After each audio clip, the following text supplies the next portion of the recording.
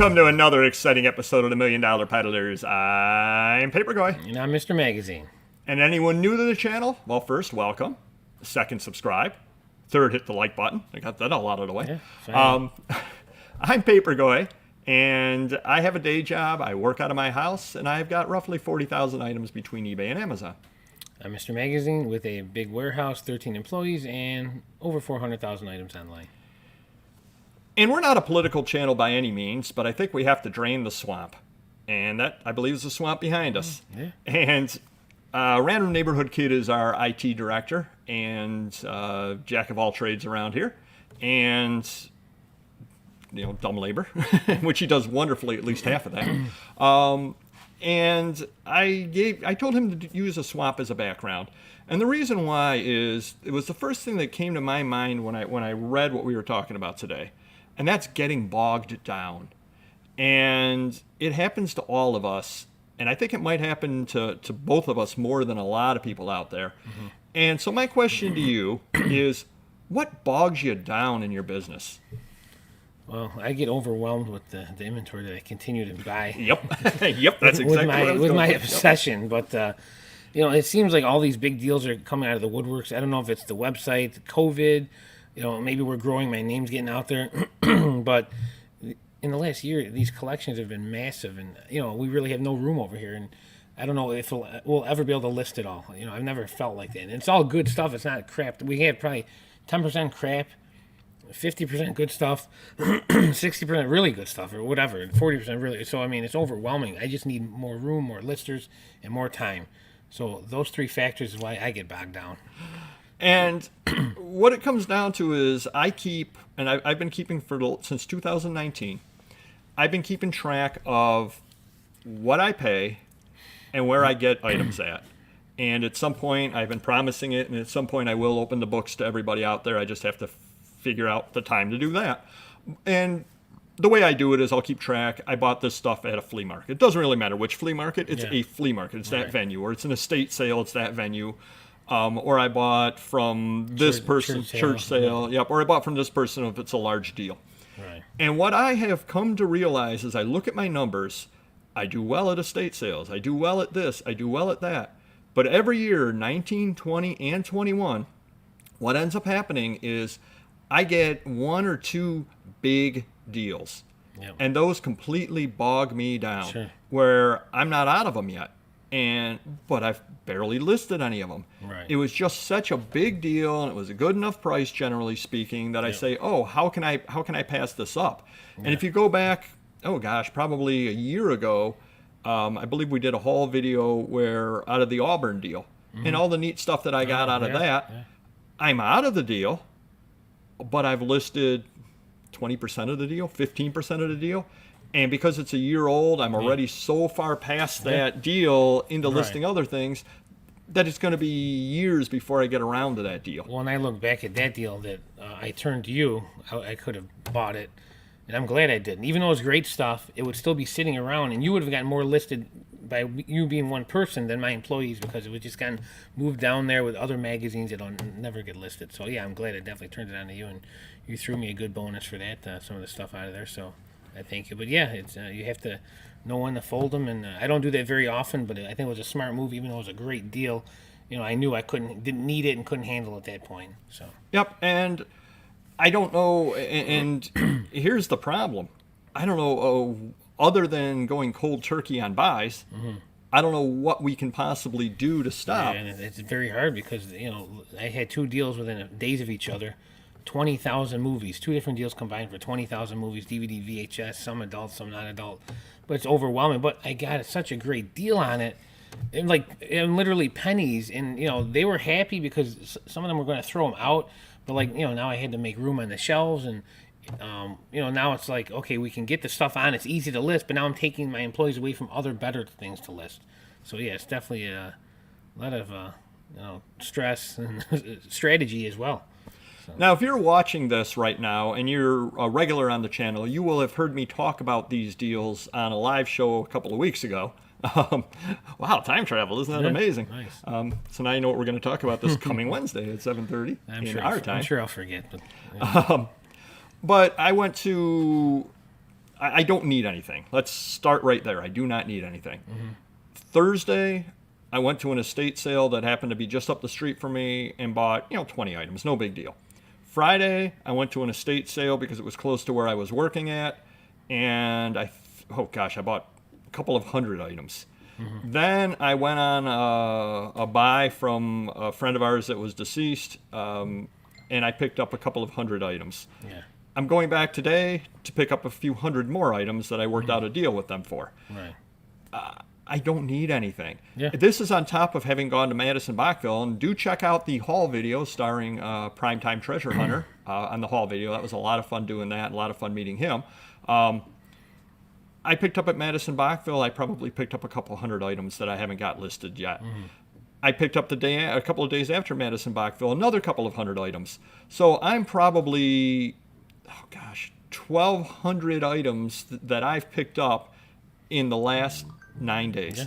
And I'm a one-man band. Yeah. And I'm at 1,200 items. Yeah, that's definitely overwhelming. Like, yeah, you're never going to get out of it, and you got to come up with a decision. Do you want to do the easy stuff and get a lot on?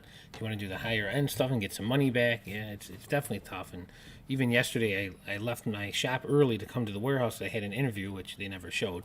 But I get here, I'm waiting for the interview, the kid to come in, and my manager called and said, "Oh, there's a guy in from out of town. You were supposed to meet him here." I go, "I don't remember making this appointment because it's the same time as the interview, and I didn't want to leave, Right, and then right. the person shows up for the interview." So we actually did the deal over the phone with the video. Oh, wow. So she took pictures. They did a FaceTime, but it's things I'm glad I got them, but I didn't need them. It was 200 magazines from the 70s. It was an older gentleman, but then he had 3 original Transformers Generation 1s in the original box. Oh, wow. Which was really weird, but I'm like, the magazines, I didn't really want them, but they're cool, different, obscure ones from the 70s. We worked a deal with that.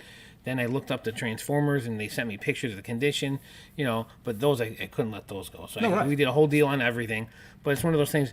I could have just said, "Oh, I'm too busy. I got an interview," but we made it work, and I'm glad it's good stuff though. But you get suckered in. It's like everything you bought in the past is erased, even though you still have it. And now here's a new deal, number 1. Well, and I don't mean to tell you what you're going to do, but I'm going to take a guess what you're going to do. I'm going to guess you get those 3 Transformers on, Yep. make money, Right. and then have 200 magazines piled up somewhere to eventually get to.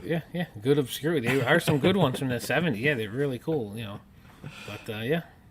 So, comment down below on things that bog you down. Again, the trick that I do to myself is I say, I've got the day job. In 2 years, 7 months, and a couple of days, I'm done with the day job. Yeah. So as soon as that happens, guess what? I'm going to list everything that I've been buying over the last 20 years that I never got to. Sure. And I'll stop buying cold turkey, and I'll get it all listed, and I'll be a millionaire. Yeah. I'm never going to stop cold turkey. I just can't see myself doing that, sadly.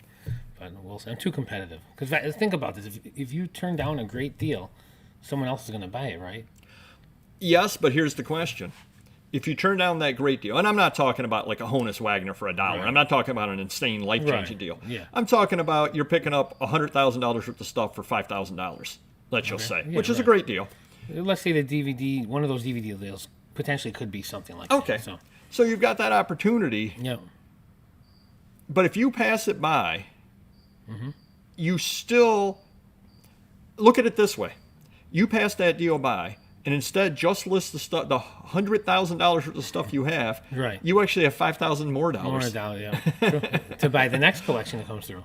You won't need to buy collections. No, I That's know. the whole point. I know. You can retire out crazy. when you list your last thing, Right. you say I'm done and I retire, and you'll have a lot of money because let's give some numbers. Do you mind giving numbers? No, go ahead. This year, as we're shooting this video, it is August 28th, I believe. I have spent, as a one-man band, $21,000 on product. Any idea what you've spent on product? I just estimated the other day looking through my book, and I was telling another businessman regarding it, but close to $500,000. Yeah. Cash, where if I didn't buy anything, Yeah. let's say before January 1st, I still had a ton of stuff to list. Yep. So if I said I'm not going to buy anything this year, I guess I wouldn't have the $500,000 because some of the stuff I'm buying is good stuff that is selling, but other stuff would sell in place of it. Right. let's say half of it, I could have $250,000 in my account. I mean, it's crazy, it's absurd, but what makes me sleep at night is that I think I made the right decision, and at some point I'm going to sell the stuff, I guess, but I don't Right, know. and I'm in the same boat because I'm sitting there and I run my numbers and I'm saying, and I've not run the numbers all the way down to see what my profit is this year. Yeah. But my expectation is my profit this year is going to be lower than last year, but it's because I've started the website, which I'm working on the website, and I've got money invested in that, et cetera, et cetera. Right. So that's a little bit of a hit on things like that. Right. But leave out those things, I'm going to make a little less money than last year. I probably will, before taxes, end up making, I'm going to guess, $30,000, $35,000, which isn't bad for a part-time gig. Right. But if I didn't buy anything, Yeah. and I just listed stuff that I had, Right. instead of making $30,000, I'd be making $50,000, Yeah. which is a really nice part-time gig. Sure. Yeah. Yeah. So we're all in the same boat as far as that goes. But like you said, I absolutely don't need anything. Guess what Sunday is? Oh, another sale. Flea market day. That's right, yeah. And I'll be going there just because, even though I've got the couple of things, last week at the flea market, I went and I bought a Disney book I'd never seen before in box. Turns out it's I paid $2.50 for it. Disney stuff sells. Yeah. It's a $75 to $100 book. Nice. It's still sitting there, unlisted. So the stuff is out there. I keep buying it, but at some point I absolutely need to start listing stuff because, can I be honest with you for once? Finally. Let's hear it. I'm probably not going to get everything listed when I retire. Yeah. Well, sadly, we both have large collections that we've been building up over the years too, and and my goal is to be like, okay, I want to sell everything off and eBay or Amazon, my website. And then when I retire, I'm going to sell my Star Wars collection, my Spider-Man collection, my Batman collection. That's never going to happen. Let's be honest. I'm going to probably die with everything. So hello there. Welcome to the first meeting of Collectors Anonymous. Yeah. My name is Dave, and I'm a hoarder. Yeah. Well, here's another thing that makes me sleep at night. Sam, this is my addiction. I'm addicted to buying. Well, there's worse addictions to have. You got drugs, alcohol, Gambling, all yep. kinds of stuff. So this is something where, I have some inventory. It's worth some money, and I could always liquidate it and sell it for, even if I broke even, whatever. I could, I'm not going to lose money. Hopefully, I shouldn't be, but it's not a bad addiction to have, I guess. There are much worse ones to have. Sure. So do comment down below. Tell us about things that bog you down. And again, it's the buying. You get a rush out of buying. You get a rush out of finding stuff. I mean, I absolutely loved going around Madison Bachville, finding stuff. Well, let me just give one, and I'll probably talk about this a little bit on the live show, 7:30 Eastern, most interactive live show every Wednesday. One thing that I was at a sale. Mm-hmm. And was down in the basement, and I had found a couple of things there that were pretty good. Down in the basement, they had a box. Mm-hmm. Written on the box was $15 all. All local newspapers from 1910s and 1920s. Cool. From Palmyra. Mm-hmm. These newspapers are about 4 pages, maybe 8 pages each. And you're talking about a box that is, I don't know, 2.5 feet deep. Yeah. You can fit a few newspapers in there. Yeah. I've not gone through them, but other than just taking a quick look to see, these are all these. I'm sure you've got World War I stories in there. Right. If you're into the 20s, you may have stuff, who knows, Al Capone, who knows what might possibly be in there. I don't know how many 4 to 8 page papers can fit in a 2.5 foot deep box. More than 15. Yeah. I know I did not pay $1 a piece. Sure. I probably paid 5 cents a piece on them. Right. You find some good news story in there, Lindbergh Baby. You find something interesting in there, you could literally be talking $40, $50 for one paper. I could pull one paper out of there. Right, make 3 times your money. Make 3 times my money in the entire box. And oh, by the way, I have 199 more papers left over to make some money on. It just comes down to when are you going to find time to list it. That's what it all comes down to. Yep. Obviously they're not going to fly off the shelves by any means. Right. But they will sell. Yeah. Somebody's going to say, oh my gosh, that was, I'm from Palmyra and my grandmother was born on that day. Right. Or, whatever happened on that. Oh my gosh, my family is listed right on the front page. Sure. Because you, especially getting into local papers back in the day, they'll list things like, Right. so-and-so opened a business, that kind of thing. Yeah. Well, all of a sudden somebody's, oh my gosh, my business is on the front page of that paper. Yeah. He wants $25. Who cares? It's Sure. one of a kind. I can get it framed. I can put it up on the wall of the business. Just amazing the number of things that are out there. And this was just a random estate sale out in a well-to-do suburb that there was no reason at all that this should have been sitting in the basement. Right. But it was. Yeah. And no one else wanted it. Nobody else cared. Nope. Well, they probably are late years ahead of us in the videos, and they don't get bogged down. Yeah. Exactly right. Or they bought them to use it for tissue paper. Even as that alone is worth stuffing something. up glasses. So hopefully this helps you some. Hopefully this helps give you a little bit of insight into the mind of the reseller. And I don't, to be quite honest with you, I don't think that we're out of the ordinary on this. No. I think an awful lot of resellers, they love the buys, Right. and even though they know they're not going to get it to them anytime soon, they're still making the buys. Yeah. So hopefully this gives you a little bit of food for thought. Do hit the like button. Do comment down below on deals that you've gotten bogged down in, and any tools that you use to avoid getting bogged down in it. And again, we've tried the pay less. It doesn't work because they take less. Yeah, it's very true. It's very true. So hopefully this helps you some. Hit the like button and we will see you next video. Take care. Bye-bye.